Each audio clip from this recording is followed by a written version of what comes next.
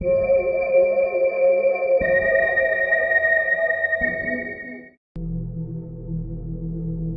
2 ng madaling araw at maingay ang call center floor dahil sa pinagsama-samang boses ng mga agents na nagkukol.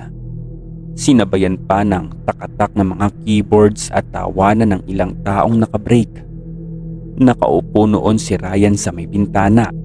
Inaantok sa caller niyang may edad na. Pumikit siya sandali at ini-imagine ang lunch break na 3 oras pa ang layo. Iniisip kung anong pagkain ang bibiling niya sa may pantry. Nagigab siya ng malakas at pinunas ang luhang namumuo sa kanyang mga mata. Patuloy pa din ang kwento ng matandang caller na hindi naman niya maintindihan. Pagtingin niya sa salaming bintana ay nakita niya ang kanyang refleksyon. Kitang-kita ang antok na siya. Pinagmasdan niya ang refleksyon ng ibang mga taong nagko-calls. Mayroong nakatayo at may umiinom ng kape. May nagpapasahan ng sulat. May mga inaantok din kagaya niya. Ngunit ang nakaagaw ng kanyang pansin ay ang isang babaeng nakaputi at nakatayo malapit sa pinto ng CR. Mga 3 row ang layo sa kanya. Hindi ito gumagalaw at nakatingin lang sa isang direksyon. Bagamat may kalayuan, sa tingin ni Ryan ay nakatingin sa kanya ang babae. Nilingon niya ito ngunit nagulat siya nang wala na ang babae sa kanyang kinatatayuan. Hinanap niya ito at iginala ang mata sa buong call center floor. Umalis ba siya o pumasok sa CR? Hindi na niya nakita pa ang babae. Kaya't muli niyang hinarap ang kanyang monitor. Nanlaki na lang ang kanyang mga mata. Napako ang tingin ni Ryan sa salaming bintana kung saan nakikita niya ang kanyang muka na namumutla at ang katawan niyang naninigas. Sa likod niya ay nakatayo ang babaeng nakaputi. Walang tibo at hindi gumagalaw. Mahaba at gulo-gulo ang buhok nito. Ang kanyang puting damit ay madumi at maputik. Para siyang gumulong sa lupa. Hindi rin makita ni Ryan ang mga mata ng babae dahil natatakpan ito ng kanyang buhok. Ngunit kitang-kita niya na nakangiti ito sa kanya. Puting-puti ang mga ngipin ng babae. Hinawakan ng babae ang balikat ni Ryan. Bagamat naka-jacket siya ay dama niya ang malamig na kamay nito. Dito ay napatayo siya at napasigaw. Mabilis niyang nilingon ang babae, ngunit wala na ito. Alam niyang pinagtitinginan siya ng kanyang mga katabi. Ryan, are you okay? Tanong ng isang supervisor na hindi niya napansin na lumapit na pala sa kanya. Yes, I'm fine. Mahinang tugon ni Ryan. Tinignan muna ng supervisor si Ryan ng ilang segundo bago umalis. Halatang pansin ang maputlang mukha nito. Napabagsak na lang si Ryan sa kanyang upuan at doon lang niya napansin na wala na pala ang kanyang caller. Ibinaba na siguro nito ang telepono dahil hindi siya sumasagot.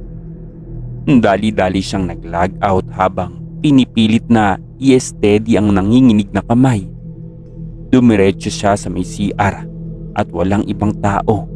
Ngunit hindi niya ito pinansin dahil sa lakas ng tibok ng kanyang puso. Naghilamos siya at pinilit na alisin ang takot na bakas sa kanyang muka. Pagdilat ni Ryan ay nakita niya sa may salamin ang babaeng nakaputi nakatayo sa likod niya. At inilapit nito ang kanyang bibig sa tenga ni Ryan. Galit ako sa iyo, sabi ng babae. At dito ay wala nang nakita si Ryan kundi kadiliman. Matagal din siyang pinagmasdan ng babae habang nakahandusay siya sa may lapag. Walang ulirat at simula noon ay napagtanto ni Ryan na maraming ligaw na kaluluwa sa mga call centers.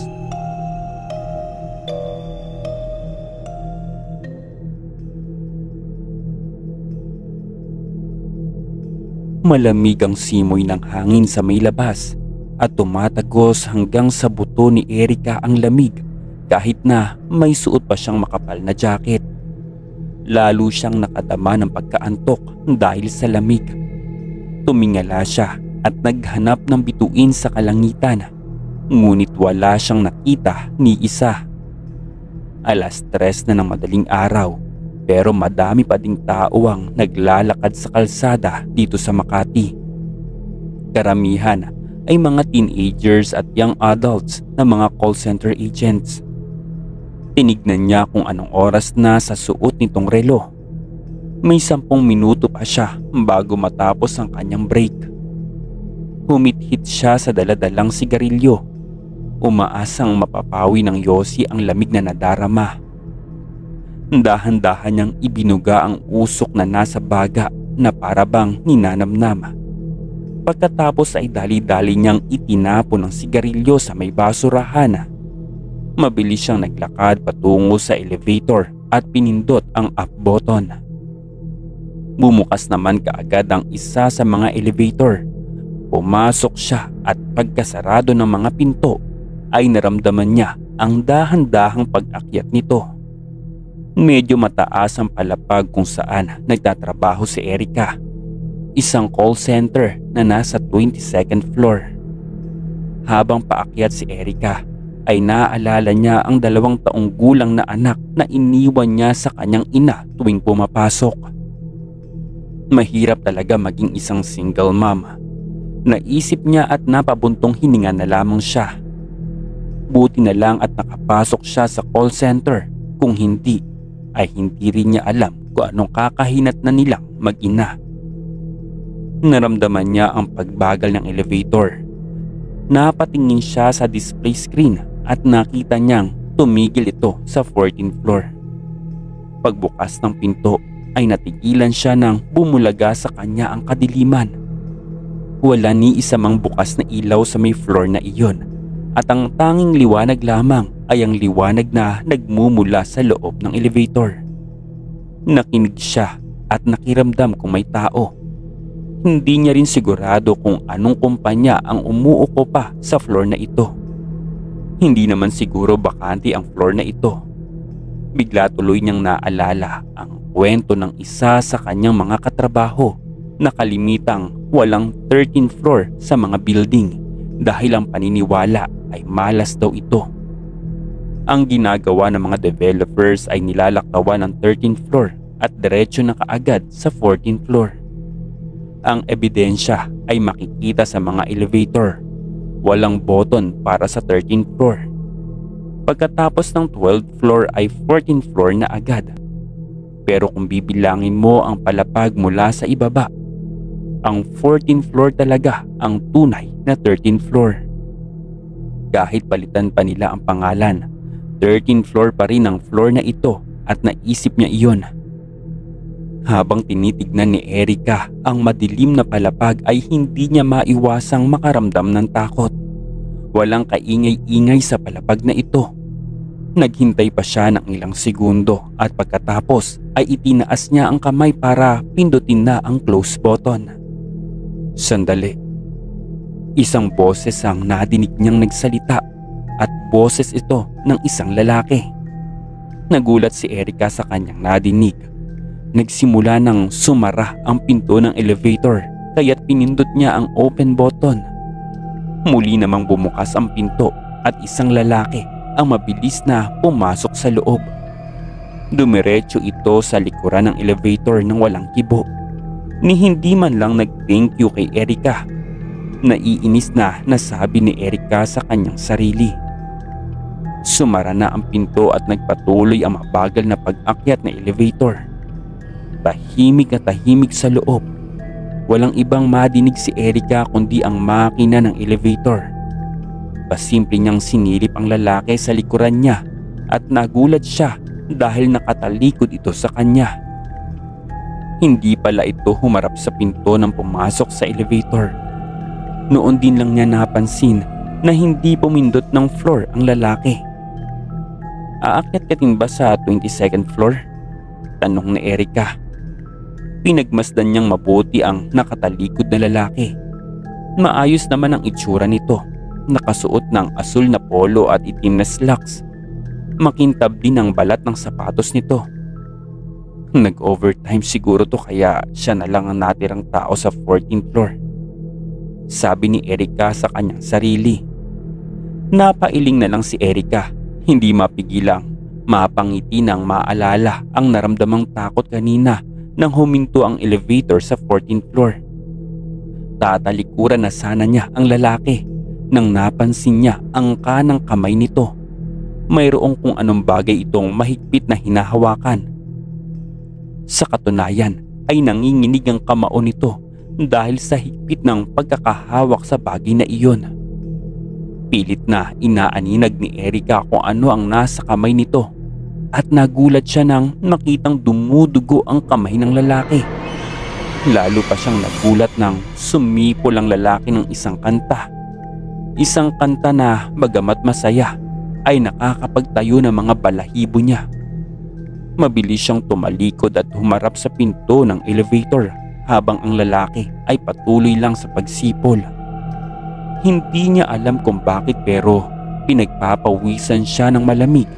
Pakiramdam niya ay lumiliit ang elevator at nahihirapan siyang huminga.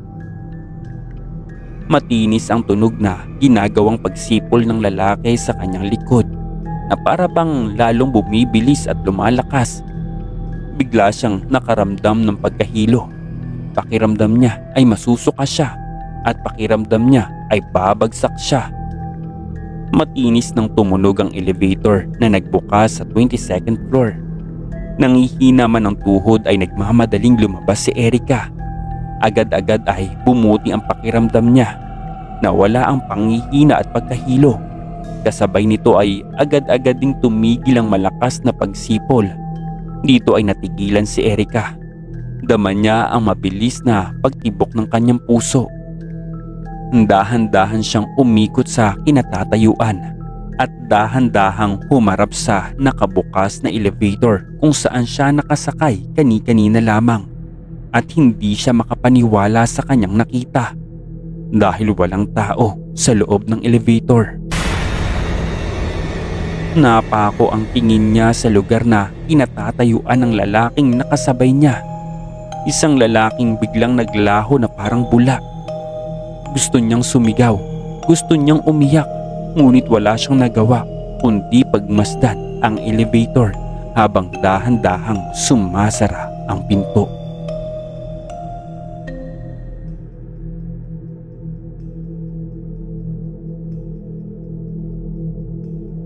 Ang karanasan pong ito ay hanggang ngayon ay hindi pa rin nawawala sa isip ko. Itago niyo na lang po ako sa pangalang Braille. Hindi ko po tunay na pangalan. Bata pa lang ako noon nang bumisita kami sa probinsya ng lola ko. Galing pa kaming Maynila kung saan doon talaga ako lumaki at nanirahan kasama ang aking ama. May sarili din kaming bahay at lupa sa may probinsya. Kaya tuwing gusto naming bumisita ay walang problema sa tirahan. Magkatabi lang ang bahay namin at ang bahay ng aking lola. Pero sobrang liblib po ng lugar. Walang kuryente at walang mga poste ng ilaw. At kapag gabi naman ay madilim na madilim talaga. Isang gabi, inutusan ako ng nakababata kong kapatid na bumili sa may tindahan. Dahil nga liblib ang lugar, ay walang malapit na tindahan. Kailangan pa naming dumaan sa likod ng eskwelahan, sa likod mismo ng principal office. Medyo malayo ang tindahan, pero sanay na ang mga taga roon sa ganitong setup. Ako naman ay baguhan pa lang sa lugar, kaya hindi ko pa kabisado ang daan. At habang naglalakad kami sa madilim na eskinita sa likod ng paaralan, bigla po akong nakaramdam ng malamig na hangin. Mas malamig pa kaysa sa karaniwan. Pinagmasdan ko lang ang paligid at tahimik ang lahat. Inisip ko na baka normal lang ito sa probinsya kaya hindi ko na lang pinansin. Pero ilang hakbang pa lang, Biglang nagsalita po ang kapatid ko. "Ate, parang may sumusunod sa atin. Kanina ko pa nililingon sa likod pero wala namang tao." Napahinto ako at napatingin doon sa likodan namin. Wala po akong nakita. Wala kahit anino. Puro kadiliman lang ang nasa harapan ko. Ang ilaw lang namin ay yung mahina naming flashlight. "Namalikmata ka lang siguro dahil sa kapapanood mo ng horror movie." Sagot ko sa kanya at sabay tawa. Ayoko siyang takutin kaya pinalakas ko ang loob namin. Noon kasi ay hindi pa ako naniniwala sa multo o kung ano paman. Matapos naming makabili, agad namang kaming umuwi sa amin. Dadaanan naman kami sa likod ng paaralan sa kalsadang pinapalibutan ng malalaking punong akasya at nara. Tahimik lang kami habang naglalakad. Wala na rin akong nararamdamang kakaiba hanggang sa likod ng paaralan, malapit sa bintana ng principal office, biglang may nadinig kaming malakas na ingay. Para yung tunog na bumagsak na mesa o upuan. At napahinto po kami, Sir Jay. Nagkatinginan kami ng kapatid ko. Maya-maya pa, may lumabas sa may bintana. Isang babaeng nakaputi. Duguan ng suot, nakalawit ang katawan mula sa bintana. Kahit madilim ay kitang-kita ko siya. Pati ang kapatid ko ay nakita din niya.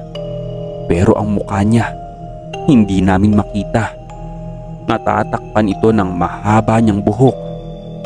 Dahan-dahan siyang bumaba mula sa bintana at dahan-dahan din siyang lumalapit sa amin. "Patahimikin niyo ko," wika ng babae. Gusto kong sumigaw pero walang lumalabas na boses sa bibig ko. Gusto ko man tumakbo pero parang bumigat ang mga paa ko. Pakiramdam ko, parang bumagal ang kilos namin. Para kaming hinihigop ng isang malakas na puwersa hanggang sa bigla na lang akong nawalan po ng malay. Nagising na lang ako sa tindahan kung saan kami bumili. Nagising din ang kapatid ko at parehas kaming nagtataka kung paano kami nakarating doon. Sabi ng tindera sa amin, nakita daw kaming nakahandusay sa gitna ng daan, doon mismo sa lugar na tinatawag nilang Lagun. At ayon sa mga matatanda, maraming nangyayaring hindi maipaliwanag sa bahaging iyon ng paaralan. Inakala kong tapos na ang bangungot na iyon. Pero isang gabi, kasama ko ang pinsan kong 15 taong gulang lang noon. At habang naglalakad kami sa harap ng paaralan, napansin namin ang isang kamay na dahan-dahang lumalabas mula sa bintana ng isang madilim na classroom doon sa grade 4 na gusali. Nakatingin lang kami at hindi kami makagalaw. Ang kamay niya ay parang nanghihingi ng tulong. Doon ko lang nalaman ang isang nakakakilabot na katotohanan. Mayroon daw na isang guro na namatay sa classroom na iyon. Madalas siyang mag-overnight sa principal office at siya ang naging advisor sa grade 4 kung saan mismo namin nakita ang kamay na lumalabas sa bintana. Magpasa hanggang ngayon ay hindi ko pa rin alam kung anong klaseng presensya ang sumalubong sa amin noon. Pero isang bagay lang ang sigurado ako, may mga kaluluwang hindi pa rin matahimik.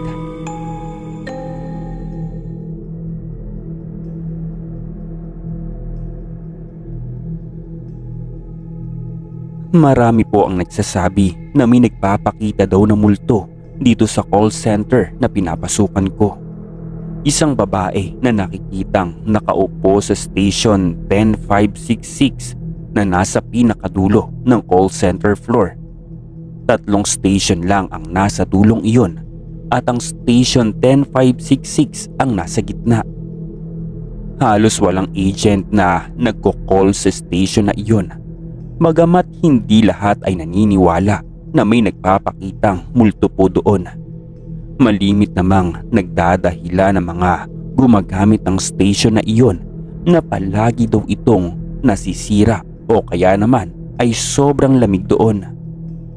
Kahit ang mga janitors ay natatakot sa station 10566, kapag maglilinis sila doon ay palagi silang magkakasama.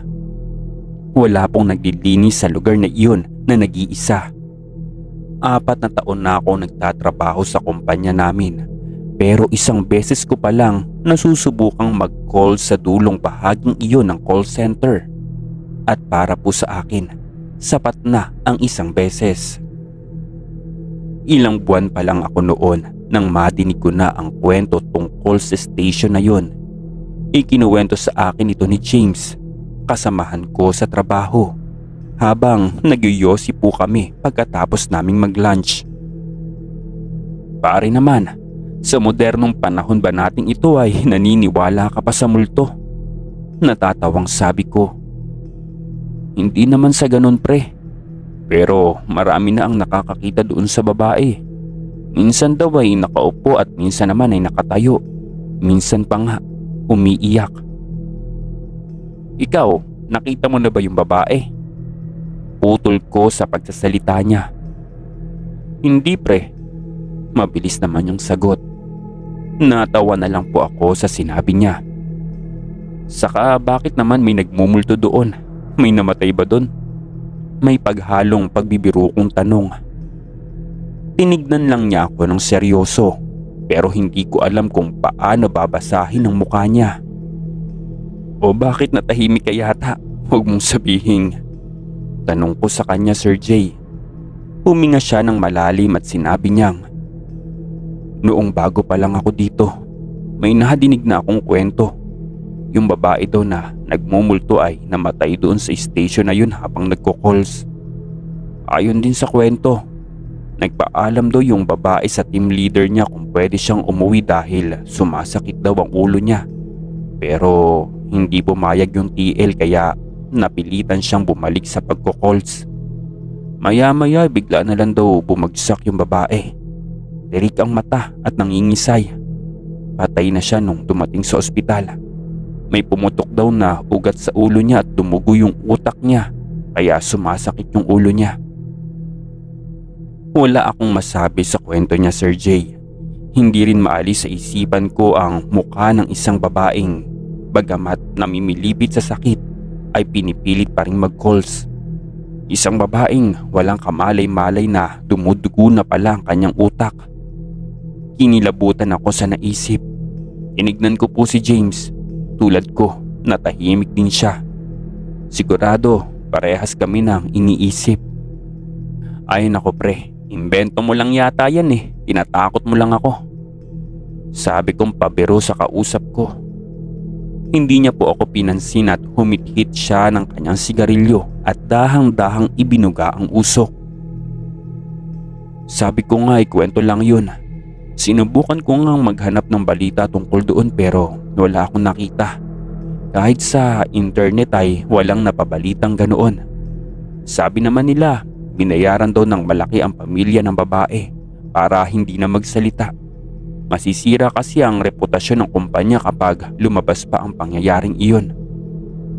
Mabilis po akong sumabat at sinabi kong, o kaya naman talaga'y walang nangyaring ganoon. Napangiti lang siya sa sinabi ko, Sir Jay. O sige na nga, panalo ka na. Mabuti pa umakyat na tayo at baka malate pa tayo. Sabi niya sa akin sabay tapo ng sigarilyo sa may basurahan. Makalipas ang ilang linggo, habang papasok ako sa trabaho, ay nagkaroon ng isang banggaan ng isang jeep at ang isang van. Dahil dito ay muntik na akong malate. Buti na lang po at nakahanap ng shortcut ang taxi na sinasakyan ko. Nagmadali ako sa pag-akyat sa building at pagka-punch in ay agad akong nag-log in sa unang station na nakita ko. Hinihingal pa ako nang pumasok ang una kong tawag. Buti na lang ay walang tao sa katabi kong station at walang nakakita sa pawisan kong muka. Maya-maya ay nakaramdam ako ng ginaw. Naisip ko na malakas siguro ang aircon. Dali-dali kong sinuot ang aking jacket. ngunit dama ko pa rin ang napakalamig na pakiramdam. Nakaramdam tuloy ako ng antok.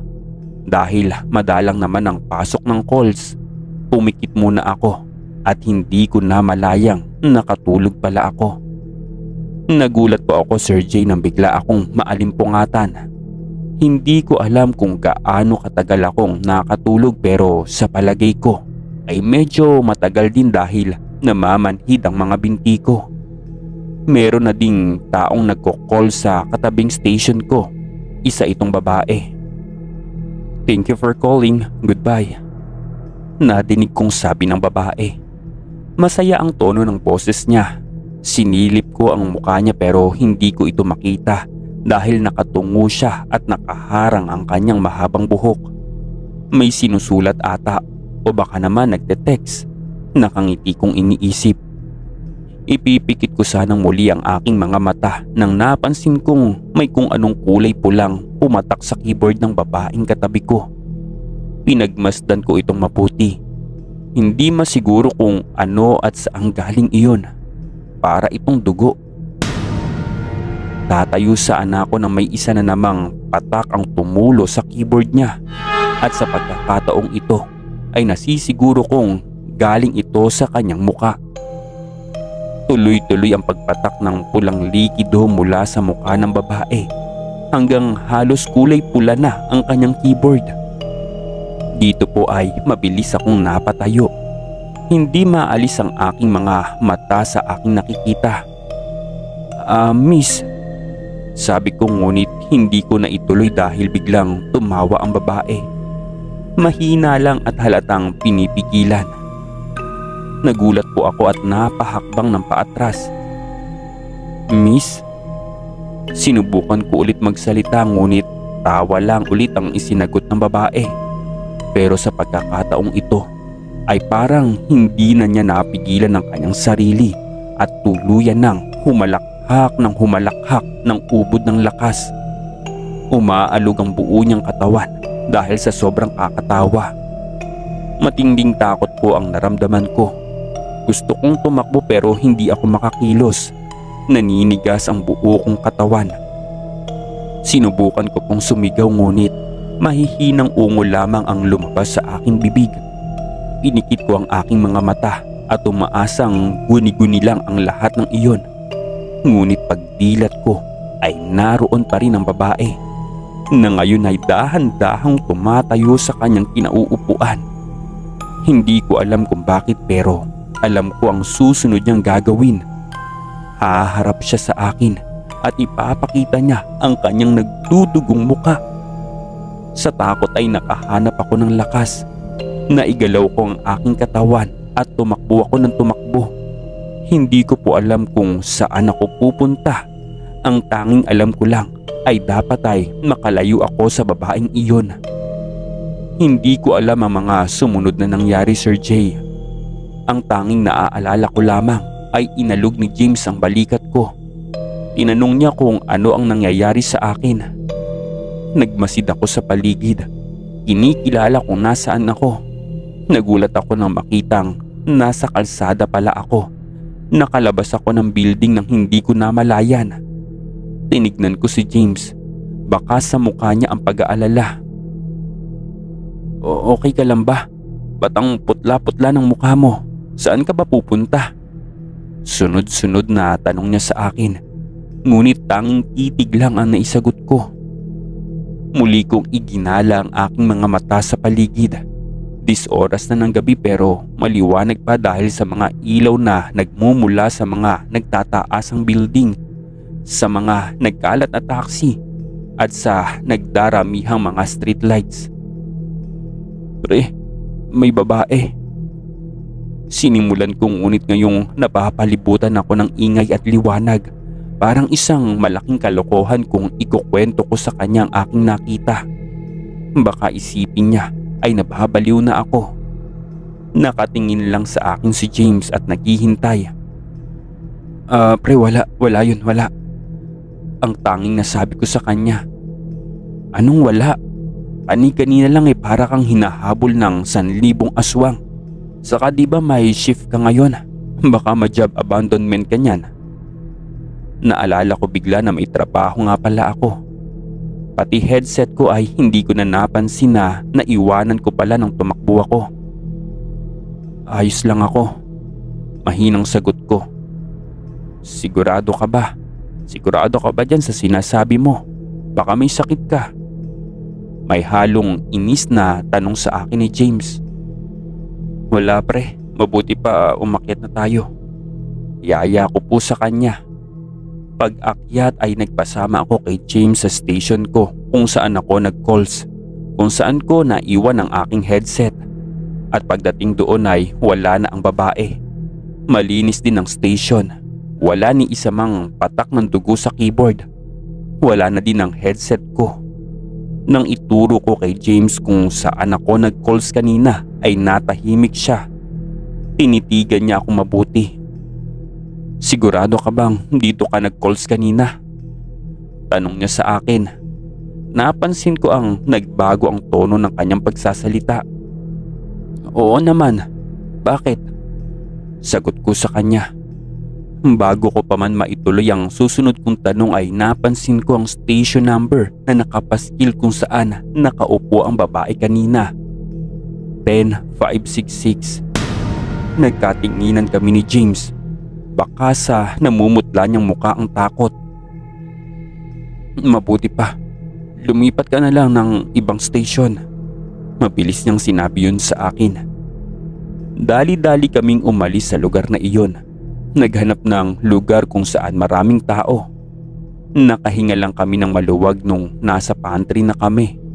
Umupo kami sa tapat ng TV kung saan ipinapalabas ang isang lumang pelikula. I-report mo na lang na nawawala yung headset mo, baka may nakapulot noon. Sabi niya po sa akin bagamat hindi iyon ang sinasabi ng kanyang muka. Alam kong pareho kami ng iniisip. Alam namin kung sino ang kumuha ng headset ko. Mabilis namang napalitan ng nawawala kong headset na hindi na nakita pa. Hindi na ako nag-call sa station na yon. Hindi ko na din nakita pa ang babae. Ngunit sa pagtulog ko ay palagi ko siyang nakikita. Sa mga panaginip ko ay laging nandoon siya at nakaupo sa station 10566. Tawa siya ng tawa at pagkatapos ay dahan-dahang tatayo at aharap siya sa akin para ipakita ang kanyang muka. Ngunit sa panaginip ko ay hindi ako makatakbo. Hindi rin po ako makatakas. Wala akong magawa kundi pagmasdan ng dugo ang mukha ng babae. Titig na titig sa akin ang kanyang mapupulang mata. Kahit ang kanyang mga ngipin ay kulay pula na sa dugo. Pagkatapos ay itataas niya ang kanyang kanang kamay at makikita kong hawak-hawak niya ang aking headset at iaabot ito sa akin. Hinahamon niya akong kunin ito sa kanya. Pinapangakong ibibigay niya ito sa akin basta lumapit lang ako. Sa panaginip kong ito, bago ako magising ng sumisigaw, ay hahakbang ako papalapit sa kanya.